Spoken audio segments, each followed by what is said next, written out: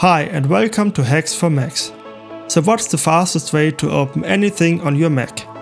Just hold down the Command key and press spacebar to open the Spotlight search.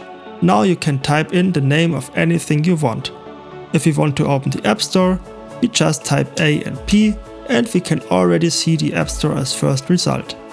Just hit enter and the App Store is opened. That's it. Now you can also open websites from the Spotlight. Just type in Apple, for example, for the Apple website. And here we can already see a second result, apple.com.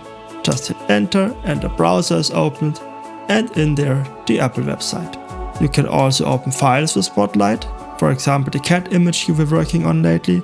Just type in cat, hit enter and we can already see a preview of the coolest cat on earth. Just hit enter again to open the picture in an app.